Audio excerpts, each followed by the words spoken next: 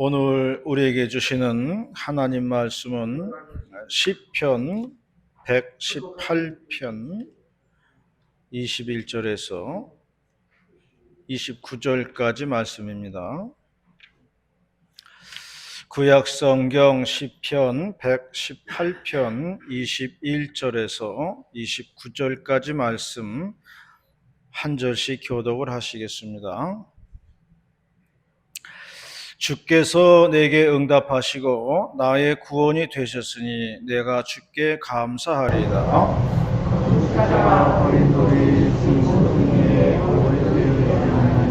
이는 여호와께서 행하신 것이요 우리 눈에 기이한 바로다. 이날은 여호와께서 정하신 것이라. 이날에 우리가 즐거워하고 기뻐하리로다. 여호와여 구하옵나니 이제 구원하소서. 여호와여 우리가 구하옵나니 이제 형통하게 하소서. 여호와의 이름으로 오는 자가 복이 있으며 우리가 여호와의 집에서 너희를 축복하였도다. 여호와는 하나님이시라. 그가 우리에게 빛을 비추셨으니 밧줄로 절기 제물을 제단 뿔에 맬지어다. 주는 나의 하나님이시라. 내가 주께 감사하리이다. 주는 나의 하나님이시라. 내가 주를 높이리이다. 함께 봅니다. 여호와께 감사하라. 그는 선하시며 그의 인자하심이 영원함이로다. 아멘. 제가 생각한 게 있는데 올 하반기에는 교회 승합차를 바꿔야 되겠다 그런 생각을 하게 됐습니다. 왜냐하면은 제가 권사님들을 모시고 다니잖아요. 근데 권사님들이 교회 승합차 문짝을 못 여시더라고요. 그래서 뭐 힘이 딸려가지고 좀 이렇게 해가지고 이렇게 밀고 그러고 이제 하시는데 뭐 제가 생각해봐도 교회 그 승합차 문짝이 가볍지는 않아요. 우리 같은 사람들이 하면 무겁다는 생각을 많이 합니다. 근데 요즘은요 자동문이 나와요. 자동문이 나왔어요. 그래서 일일이 손으로 이렇게 뭐 땡기고 밀고 할 필요 없어요. 타실 때 그냥 버튼 하나 딱 누르면은 지가 이렇게 알아서 열어줍니다. 열어주고요. 올라타면은 타고서 안에도 버튼 또 있어요. 안에서 버튼 딱 누르면은 지가 알아서 닫아줘요. 그러니까 얼마나 편한지 몰라요. 그래서 일일이 뭐 땡겨가지고 뭐 밀고 뭐 그럴 필요 없이 그냥 버튼 딱 누르고 타시고 버튼 누르고 닫으시면 되겠다. 그래서 올 하반기에는 좀 차를 좀 꼭 자동문으로 바꿔야 돼요. 딴 거 바꾸는 의미가 없어요. 꼭 자동문 되는 것으로 바꾸면은 권사님들이 차 타실 때에 편하게 타고 내리실 수 있겠다. 그런 생각을 하게 됩니다. 조금만 참으시면 됩니다. 조금만 기다리세요. 그러면 편하게 타실 수가 있겠습니다. 앞으로가 좋아질 거라는 희망이 있을 때에 삶의 용기가 생기고 희망이 생기는 겁니다. 에너지가 생기는 거죠. 그러므로 사람에게는 언제나 희망이 있어야 되고요. 이러한 희망 속에서 오늘 내가 살아가는 것입니다. 오늘 봉독한 말씀은 건축자들이 버린 돌이라는 말씀인데요. 본문을 통해서 오늘 2월달 셋째 주일에 주시는 하나님 말씀을 듣도록 하겠습니다. 첫 번째로 말씀하는 것은 건축자가 버린 돌이 집 모퉁이의 머릿돌이 되었다. 그런 말씀이에요. 22절 말씀을 다 같이 봉독하도록 하겠습니다. 22절 말씀 시작.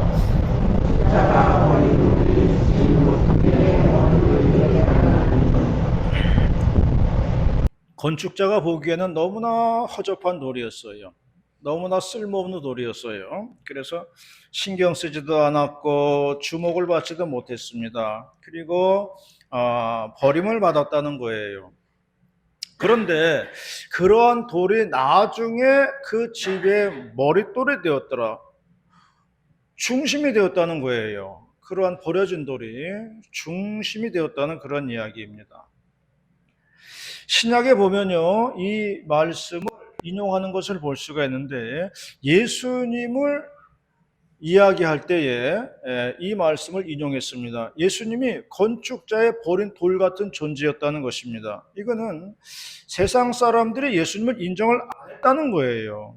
버린 돌처럼 여겼다는 것입니다. 그런데 그러한 예수님께서 오늘날 많은 영혼을 구원의 길로 인도하셨다. 그렇게 말씀하는 것을 볼 수가 있습니다. 알래스카 땅이 있죠. 미국 영토인데 그 알래스카가 미국 영토의 5분의 1을 차지한다 그래요. 그러니까 뭐 어마어마한 크기죠. 그런데 이거 원래 그 러시아 땅이었다 그래요. 그 1867년도에 러시아가 크림 전쟁이라고 하는 그 전쟁을 치렀는데요. 예나 지금이나 전쟁하는 데는 돈이 들어갑니다. 전쟁 한번 치르고 나니까 재정이 딸리는 거예요. 그래서 러시아가 미국한테 알래스카 땅을 판 겁니다. 팔았어요. 그 당시나 지금이나 알래스카는 얼음 없는 땅이에요. 그래서 그 당시에 720만 달러를 주고 샀다 그러더라고요. 지금 우리 돈으로 환산을 하면은 90억 원입니다. 물론 1800년도니까 시대적인 그런 차이는 있죠. 그러나 어쨌든지 간에 그 당시에도 헐값으로 사들였다는 그런 이야기였습니다. 그러자 의회에서 난리가 난 겁니다. 아니 아무 쓸모도 없는 저 얼음 땅을, 얼음 창고 같은 저 땅을 사람이 들어가 살 수도 없는 곳을 왜 샀냐는 거예요. 그래서 장관이 의회에 나가가지고 사과까지 했어요. 사과까지 하고 뭐 여러 가지로 어려움이 있었죠. 그리고 나서 이제 전문가들이 현장을 방문해가지고 조사를 해봤다는 거예요. 조사해 보니까 놀라운 발견을 한 거예요. 거기 황금이나 백금이나 천연가스라든지 석유가 엄청나게 매장이 되어 있더라는 거예요. 지하 자원뿐만이 아니라 주변의 그 어장도 그렇고 또 산림에서 나오는 그 나무들 이게 엄청났다는 거예요. 그래서 이제 입장이 바뀌었습니다. 그래서 의회가 정부에다가 오히려 사과를 했다는 거예요. 저희가 잘못 알고 내가 비난을 했습니다. 알래스카가 얼음 창고인 줄 알았더니 보물 창고였습니다. 아무 쓸모없는 땅인 줄 알았는데 무궁무진한 땅이었습니다. 가치가 무궁무진한 땅이었습니다. 그렇게 말하고 사과를 했다는 겁니다. 사람들이 이 땅에 묻힌 그 잠재력을 모르고 있었던 것이죠. 얼마 전에 그 동창들을 만났는데 그런 말을 하는 것입니다. 친구 아무개가 엄청나게 갑부가 되었다는 거예요. 그래서 그 말 듣고 나서 믿어지지가 않더라고요. 아니 그 친구 어렸을 때 생각해 보면은 별로 그렇게 똑똑하지도 않았고 드러나지도 않았고 뭔가 좀 부족해 보이던 친구였는데 큰 갑부도 큰 갑부라 그러더라고요. 큰 갑부가 됐다 그러니까 믿어지지가 않더라고요. 그래서 내가 초등학교 다니던 시절 얘기를 했더니 친구들 말이 학교 다닐 때 얘기는 하지 마라 그러더라고요. 학교 다닐 때 얘기는 하지 말라는 거예요. 학교하고 사회하고는 딴판이라는 겁니다. 학교 다닐 때 생각으로 사람을 판단하지 말라는 거예요. 그래서 저희 생각이 바뀌게 되었습니다. 사람은 어떻게 될지 모르는 거다. 내 생각으로 사람을 판단하면 안 된다. 이렇게 생각을 바꾸게 되었습니다. 예수님이 회당에서 사람들에게 말씀을 가르치실 때에 많은 사람들이 은혜를 받았습니다. 그런데 제일 은혜를 받지 못한 사람들이 있었어요. 그 사람들이 누구냐면 예수님의 고향 사람들이었어요. 고향 사람들은 와가지고 은혜를 받지 못하고 이렇게 말을 합니다. 아니, 저 애는 그 아버지 요셉이 아들이잖아. 아이고, 어머니는 마리아고, 우리도 잘 알지. 엄마도 잘 알고, 아버지도 잘 알고. 저 집안 우리 잘 알지. 그러면서 은혜를 받지 못하더라는 거예요. 잘 안다는 사실이 말씀의 은혜를 방해하더라는 것이에요. 그래서 예수님이 하신 말씀이 선지자가 고향에서는 존경을 받지 못한다. 그런 말씀을 하셨어요. 우리 가운데요, 부인한테 존경을 받는 남편이 있다면요, 그 남편 정말 대단한 사람입니다. 우리 가운데요, 남편한테 존경받는 부인이 있다면요, 그 부인 진짜 대단한 여자예요. 사실 우리 부인이나 남편이나 다 밖에 나가면요, 다 훌륭한 사람들이에요. 그런데 집안에서는 인정 못 해줘요. 집안에서는 인정이 안 되는 거예요. 왜? 너무나 가까이 있기 때문에 그래요. 가까이 있으면 가치를 모르는 거예요. 나가면요, 다 훌륭한 사람들이에요. 인정받는 사람들입니다요. 남편이나 부인이나 마찬가지예요. 여기 모인 분들이 다 훌륭한 사람들이에요. 근데 우리가 알지를 못하는 거는 가까이 있기 때문에 서로 모르는 거예요. 그래서 우리가 이걸 알아야 되는 거예요. 아, 우리 교인들이 대단한 사람들이로구나. 이걸 알아야 돼요. 우리 교인 같은 사람들이 없어요. 사실 따지고 보면은 우리 교인들이 정말 대단한 사람들이라고 저는 생각을 합니다. 우리가 이런 의식을 가지고 살면요, 행복이 임하는 겁니다. 훌륭하신 분들 모시고 사는 것을 감사하게 여겨야 되는 거예요. 그럴 때에 내 안에 긍정적인 에너지가 샘솟게 되는 겁니다. 우리는 다 건축자의 버린 돌 같은 존재들입니다. 그러나 하나님께서는 이 버린 돌들을 존귀히 여겨주신다는 것을 믿으시기를 바랍니다. 그리하여 삶의 에너지가 충만해지는 저와 여러분이 다 되시기를 바라겠습니다. 두 번째로 말씀하는 것은 여호와의 집에서 성도를 축복한다 말씀했습니다. 26절 말씀을 다 같이 봉독하겠습니다. 26절 시작.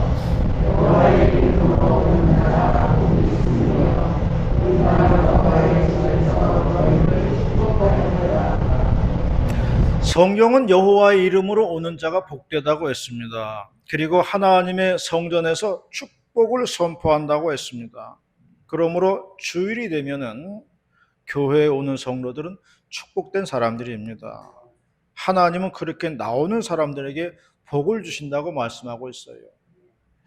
에스겔서에 보면요, 에스겔 선지자가 환상을 본 내용이 나오는데요. 그 당시 이스라엘 사람들이 바벨론 포로로 끌려가가지고 그발 강가에 모여서 집단 거주를 했습니다. 그러다 보니까 그들에게는 아무런 희망이 없는 거예요. 용기도 없는 거예요.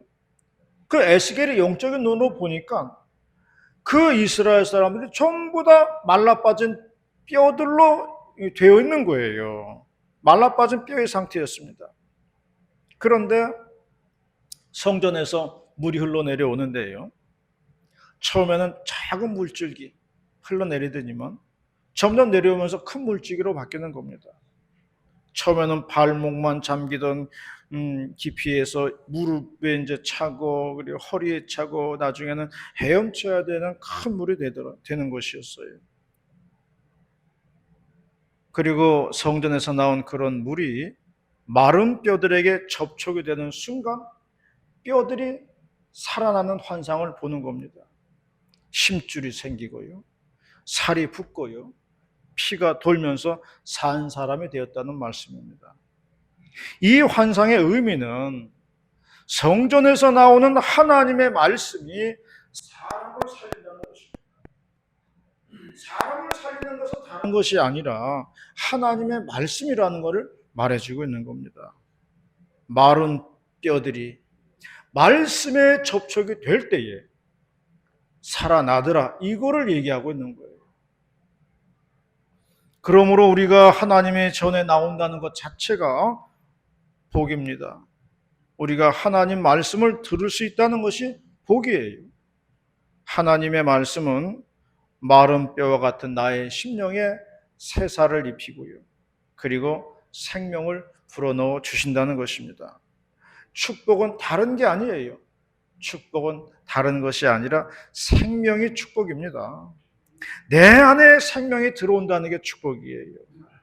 목숨은 살아있지만은 생명이 없는 사람도 많아요. 그럴 때에 하나님의 말씀이 전해지면 생명이 용솟음친다는 것을 말해주고 있습니다. 얼마 전에 캐나다 선교사님의 얘기를 들은 적이 있는데요. 이분은 캐나다 그 원주민들을 상대로 선교를 하시는 분이에요. 캐나다 인디언들이 있습니다. 캐나다 원래 살던 원주민들이에요. 캐나다는 이런 원주민들에게 생활구역을 정해주고서 이렇게 거주하도록 해놓았다고 그래요. 그리고 모든 지원을 정부에서 다 해준다는 거예요. 놀고 먹어도요, 기본적인 월급을 다 준다고 그래요. 그렇게 하는 이유는 그 땅 주인이 원래 그 원주민들이기 때문에, 인디안들이기 때문에 원래 유럽 사람들이 들어와가지고 차지한 거잖아요. 그래서 미안하니까 보상해 주는 차원에서 그냥 사는 구역도 정해주고 집도 지어주고 월급도 주고 먹여 살린다고 그러더라고요. 그런데 문제는 아무 걱정이 없잖아요. 돈 걱정 없이 살면 편할 것 같죠? 이 사람들이 할 일이 없으니까요, 맨날 마약이나 하고 도박이나 하고 환락에 빠져 산다는 거예요. 우리가 생각할 때 돈 걱정 없으면 편하게 살 것 같죠? 아니라는 거예요. 이 사람들은 돈이 없어서 그러는 게 아니에요. 오히려 넉넉해가지고 그런 거에 빠지는 거예요. 그래서 이들을 위해서 선교사님 들어가서 말씀을 전하는 것입니다. 그들에게 뭐 돈이 없는 게 아니에요. 시간이 없는 게 아닙니다. 집이 없는 게 아니에요. 다 있어요. 그런데 생명이 없는 겁니다. 생명이 없는 거예요. 생명이 없으니까요, 삶의 의욕이 없어요. 그래서 이들에게 필요한 것이 생명이라는 것입니다. 여러분, 숨만 쉬고 있다고 해가지고 사는 게 아니에요.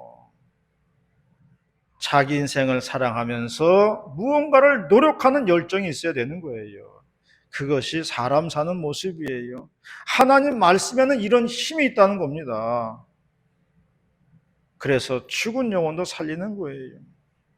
우리의 영혼이 살아날 때에 범사가 잘 되고 강건하여진다는 것을 믿으시기를 바랍니다.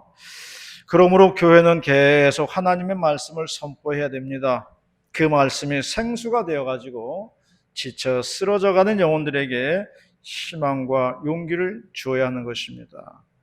교회가 주는 가장 큰 축복은요, 생명을 준다는 데에 있어요. 그게 교회의 축복이에요. 성도들은 주일이 되면 이것을 받기 위해서 나오는 거고요, 축복은 바로 이 제단에서 선포가 되어지는 거예요. 우리가 말씀에서 은혜를 받을 때에 우리의 영혼은 풍성해진다는 것을 믿으시기를 바랍니다. 저도 젊은 시절에는 암울했어요. 저도 젊은 시절에는 길도 안 보이고 뭐 막막한 게 많더라고요. 사는 모습도 밑바닥이었고요. 이런저런 고민이 있어서 잠 못 잔 적도 많이 있어요. 그런데 주일날 서울에 와서 교회에 와서 예배를 드리고서 성전문을 나설 때는 정말 알 수 없는 기쁨으로 충만해지는 걸 느끼곤 했어요. 세상을 다 가진 것 같은 그러한 그 충만함이 있었어요. 뭐 겉모습을 보면은 뭐 거지와 별반 차이도 없어요. 다를 게 없습니다. 그런데 마음만 세상을 다 가지고 가진 그런 충만함이 있더라는 거죠. 마음속으로도 그런 생각이 들었어요. 지금의 생활은 이러하지만은 나는 언제까지나 이렇게 살지는 않을 것이다. 그런 믿음은 있었어요. 그러한 마음, 그러한 믿음, 그것이 바로 예배를 통해서 생겨나더라는 거예요. 그게 바로 말씀에서 은혜를 받을 때 그런 마음이 올라오더라는 겁니다. 그래서 예수님 말씀했습니다. 너희는 마음에 근심하지 말아라. 하나님을 믿으니 나를 믿어라. 내가 세상을 이기었다 말씀을 하셨습니다. 지금 우리가 처한 상황은 그발 강가의 마른 뼈 같은 상황일 수가 있어요. 그러나 성전에서 흐르는 그 생명의 말씀이 그 마른 뼈에 접촉이 되는 순간 그는 새살이 펴지고 심줄이 돋고 살이 붙고 살아난다는 겁니다. 일어나는 거예요. 그러므로 우리는 그렇게 되도록 기도해야 할 줄로 믿습니다. 그렇게 되도록 기도해야 되는 거예요. 말씀이 충만하고 성령이 충만하도록 기도해야 하는 것입니다. 은혜가 가득하기를 기도해야 되는 것이에요. 그럴 때 우리의 영육이 살아난다는 것을 잊지 마시기를 바랍니다. 이러한 우리 모두가 다 되시기를 바라겠습니다. 마지막으로 말씀하는 것은 하나님을 높이는 사람이 되어야 한다 말씀했습니다. 28절 말씀 다 같이 봉독합니다. 28절 말씀 시작. 주는 나의 하나님이시라 내가 주의 감사하리라. 주는 나의 하나님이시라 내가 주를 높이리라. 하나님을 높일 때에 나도 같이 높아진다는 사실을 알아야 됩니다. 하나님을 낮추면요, 나도 같이 낮아진다는 것을 알아야 돼요. 그래서 우리는 언제든지 하나님을 높이면서 살아야 되는 거예요. 하나님을 높일 때에 내가 올라갑니다. 하나님 낮추면요, 나도 내려가는 거예요. 아는 후배 하나가 그 목사 안수를 위해 가지고 신학대학교 이제 신대원의 시험을 치는데 자꾸 이제 떨어지는 거예요. 그런데 이 후배를 가만히 보니까 불교에 심취해 있는 거예요. 그래서 뭐 연불 외우는 것도 조금 할 줄 알고 불교 관련한 것에 아주 흥미를 가지고 있더라고요. 그거 보니까 왜 떨어지는 줄 알겠더라고요. 목사 안수 받으려고 시험을 치는 사람이 불교에 빠져 있더라. 불교의 교리에 심취해 있더라. 이거거든요. 그러면은 승가대학을 가지. 내가 다른 종교를 폄하하는 것이 아니라 주의 종이 될 사람은요, 주님을 최고로 여겨야 된다는 이야기예요. 주의 종의 길을 가겠다는 사람이 주님을 최고로 받들어 여겨야지만 된다는 사실입니다. 이 친구가 이제 하도 떨어지니까 이제 부인하고 둘이서 이제 매일 가정 예배를 드린다고 그러더라고요. 그리고 기도한다고 그래요. 주님, 이번에는 꼭 신대원에 붙게 해주세요. 그리고 기도한다고 그래요. 제가 그 말을 듣고요. 이번에는 붙을 것이다. 그렇게 말해 줬어요. 그러니까 정말 그에 붙었어요. 후배가 하는 말이, 아니 선배님 무슨 예언의 은사가 있으세요? 어떻게 알았어요? 그렇게 물어보더라고요. 예언의 은사는 무슨 예언의 은사가 있습니까? 뭐 당연한 거지요. 내가 하나님이라고 하더라도 불교 경전에 심취해 있는 사람을 누가 목사로 만들겠어요?